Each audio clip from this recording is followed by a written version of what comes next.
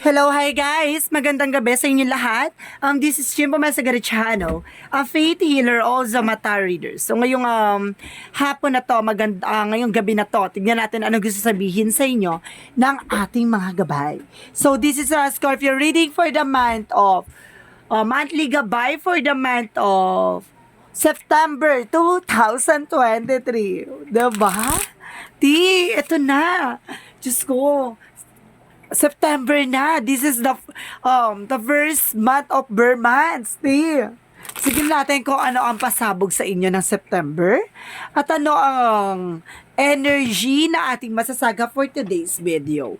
So, hagilapin natin, at alamin natin kung ano ang pinakapasabog sa inyo ng buwan ng September.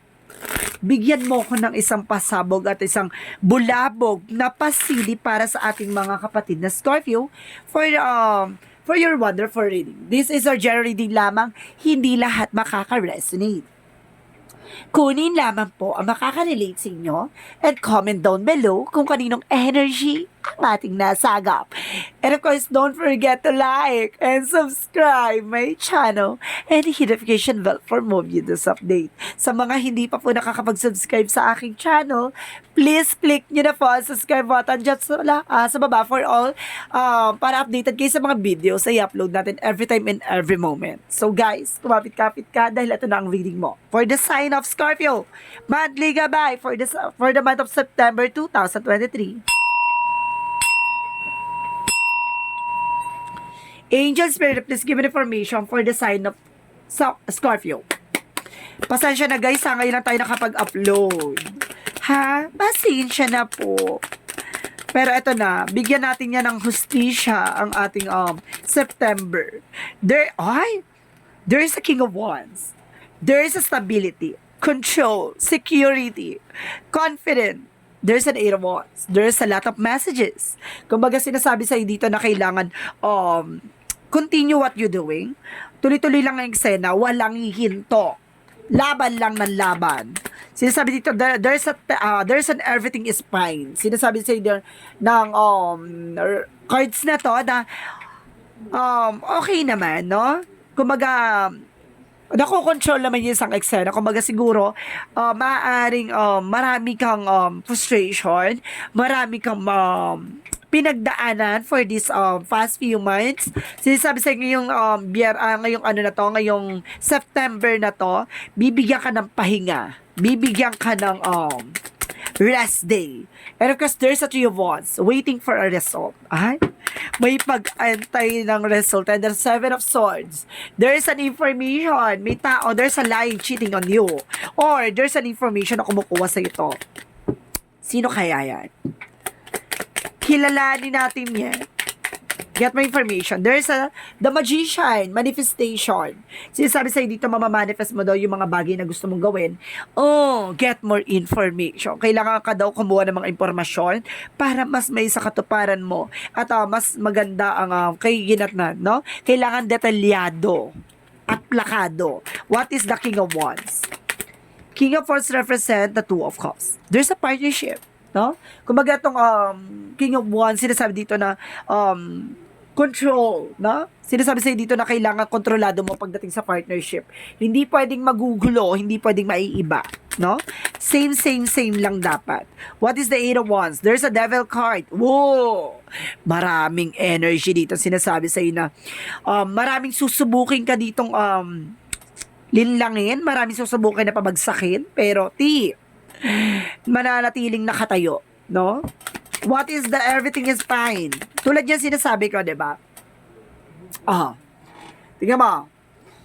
Diba? Eight of Wands. Parang parang pana na umaano sa'yo. Kumaga papunta sa'yo. No? Parang binabalak ka. Tapos, na mukhang natamaan ka ng mga eksena na yan. There's a devil energy or negativity. Pero, everything is fine. No? Sinasabi sa'yo dito na, kahit na sinubukan kanilang pabagsakin pero okay ka pa rin. Ganon. Kumbaga, mananatiling okay at lalaban. Hindi man lalaban, char. And then, of course, Five of Cups. There is an doubt, no? Kailangan, may mga bagay na nasayang, may mga bagay. Kumbaga siguro, hindi mo ina-expect na yung tao na yan tatraidorin ka, yung tao na yan, iba, may tao na yan na parang ginamit ka or something na ano. Kumbaga, hindi mo in-expect na yung taong pinagkakatiwalaan mo, yun pa yung tatrader sa'yo. No? What is the Three of Wands? And of course, there's a Queen of Cups. May magandang ano dito, nakaantay sa'yo. Kumbaga, there's a ship. Kumbaga, some of you, ito yung inaantay mo na makapag-travel ka, makapag-trabaho ka sa ibang bansa. No? Kumbaga, sinasabi sa'yo, the Queen of Cups, there's an healing. What is the Seven of Swords? What is the Seven of Swords? There's an Eight of Cups. Letting go, no? Sinasabi sa'yo kung nagsinungaling tong tao na to, nag-betray sa'yo, pakawalan mo. Hindi mo kailangan kulungin yung sarili mo dyan. Hindi ka dapat natatakot mawala siya. No? Hindi natatakot na, wag ka matakot na magstay ang isang tao na alam mong at the end of the time, mawawala rin. No? Sinasabi sa'yo dito, let it go, let it go. Tulad niya, may mga kaibigan tayong traidor. May mga kaibigan tayo na susubukan tayong linlangin. May mga tao tayong subukan na utuin. Sinasabi sa'yo dito na pakawalan mo kung alam mong nagsisinungaling yan. Even yung partnership, ganun daw. And of course, there's a Ten of Sword. Oh, double clarification that everything is fine. And of course, the Ten of Sword. Kumbaga sinasabi sa'yo dito na maraming tao sa paligid mo na gusto kang pabagsakin. No? Kinaklarify talaga niya. What is the King of Wands, the Two of Cups? There's an Eight of Pentacles. What is the Eight of Pentacles? Trabaho, negosyo, hanap buhay. Mag-focus ka. Dedication. Kailangan, itong partnership nyo yung dalawa, kailangan dedikado kayo. Gusto nyo yung ginagawa nyo. There's a passion. Kumbaga, kailangan tuloy-tuloy lang. Walang hihinto, walang mapapagod, magpapahinga, oo, pero walang magkukwit. There's a Page of Swords, information. May mga kailangan na, may mga nakikipag-chismis, meron chinichismis ka dito, naririnig ko siya. Charis, meron dito chismis na na sinasabi sa'yo behind your back. May taong, there's a gossip eh. Kumbaga talagang pinichismis sa mga chismosa, gano'n, mga marites. What is everything is fine at the Five of Cups? There's a hangman. There's a delays. Yun nga, di ba? Kumbaga may mga taong sa paligid mo na parang sinusubukan kang gawa ng eksena para ma-delay yung mga inaantay mo, para ma-disappoint ka. No? Pero mangyayari pa din.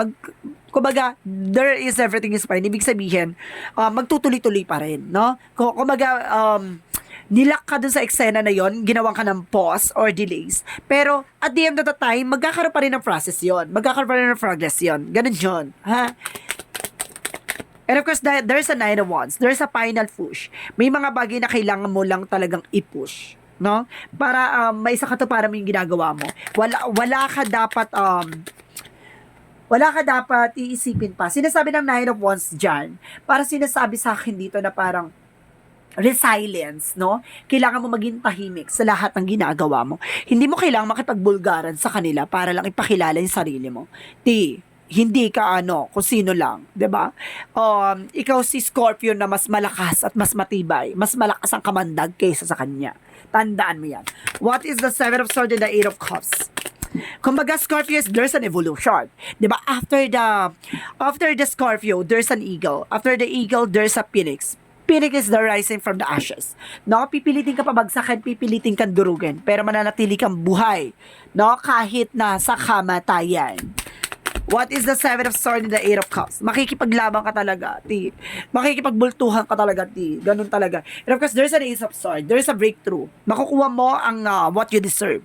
Okay, what is the Magician? There's an Eight of Swords in reverse. Oh, wow.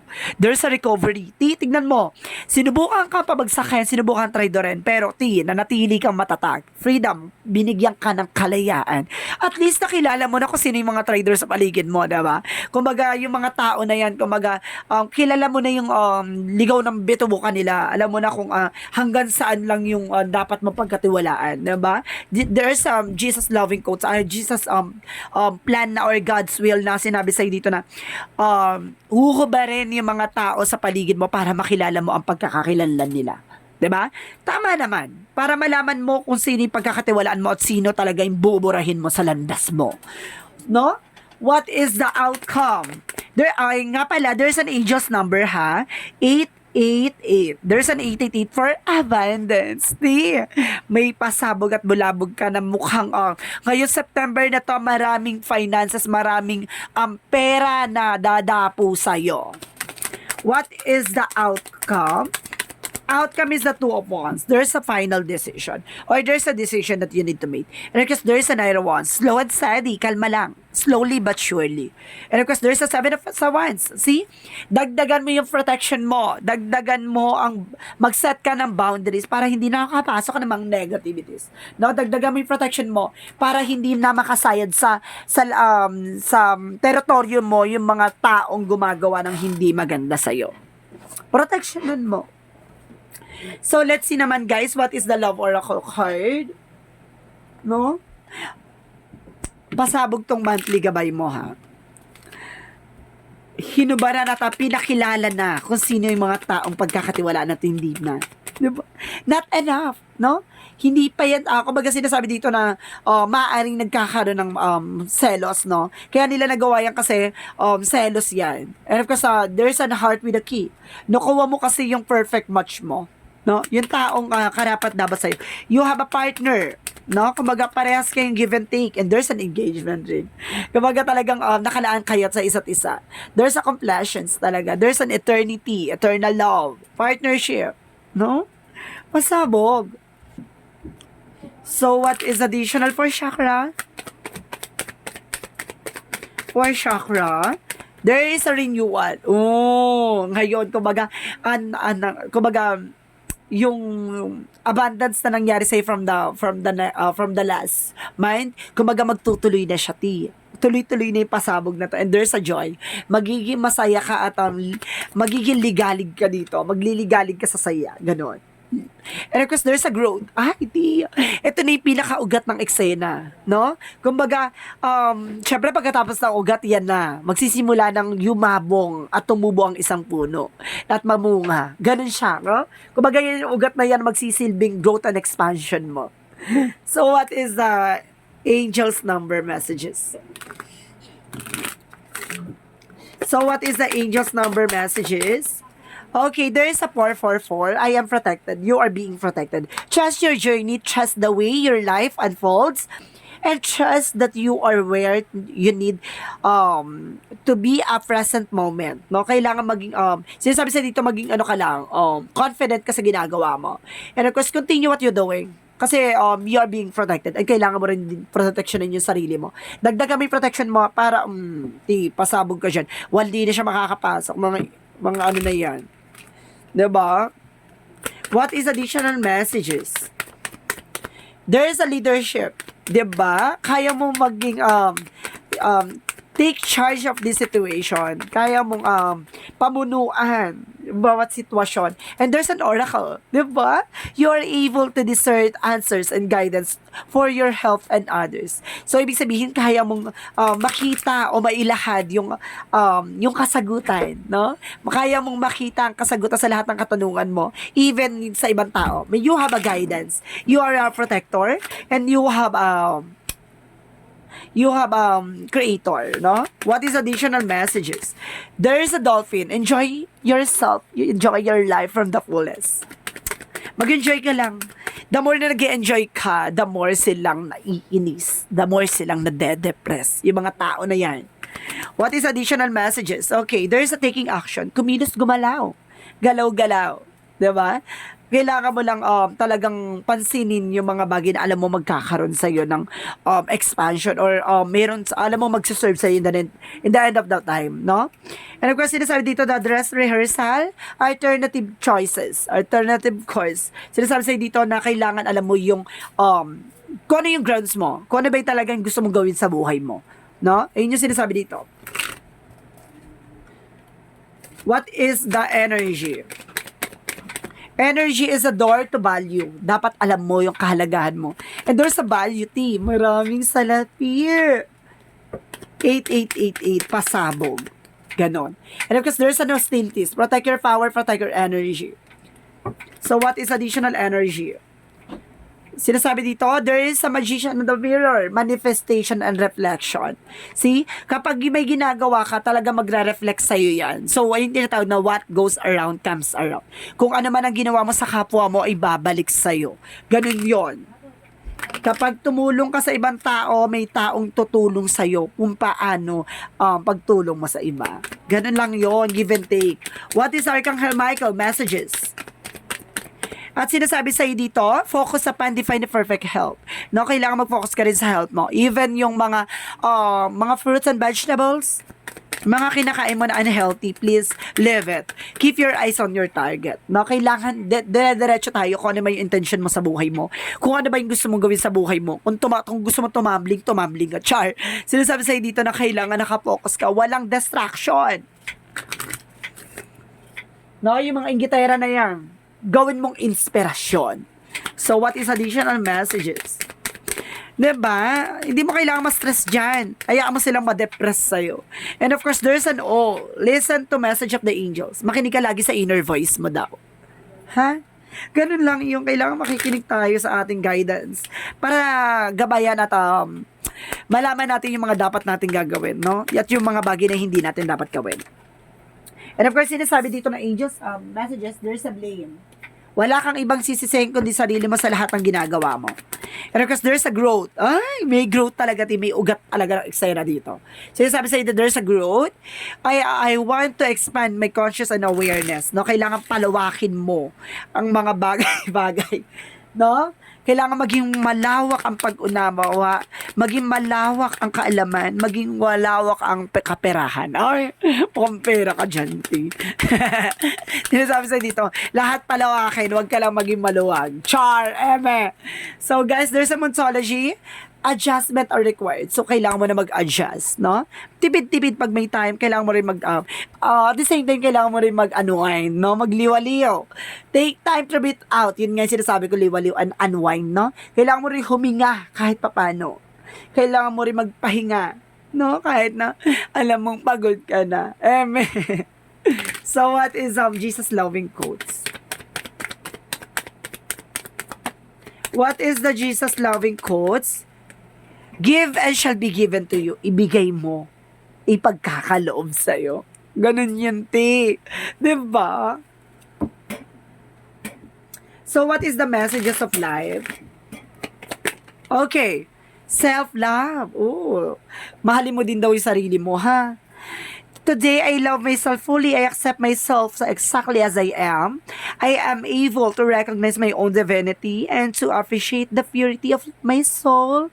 I take time to take care of myself. I enjoy myself. I nourish myself. I am a kind to myself. I am grateful for who I am. Ay, pasabog. Kumbaga, pagtanggap sa sarili mo, no? Pagmamahal sa sarili mo.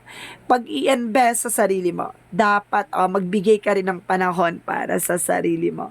'Di ba? Kasi ang Scorpio kasi kahit na alam mo na wala nang matira sa iyo, ibibigay mo, no? It's a very generous talaga ang mga Scorpio. Kumbaga kaya nga ang mga Scorpio, some of them talaga pinagpapala. At talagang kapala-pala. Wag lang magmukhang pala. Char. 'Di ba? So this is a monthly gabay for the month of Scorpio.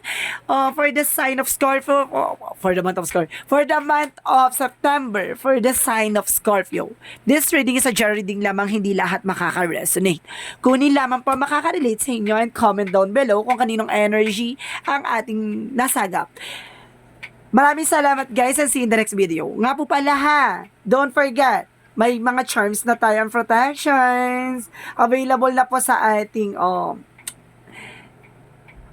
sa ating channel. Charis. Sa ating PM lang or message kung mag-order kayo. Maraming salamat guys and see you in the next video. Bye-bye and bye-bye.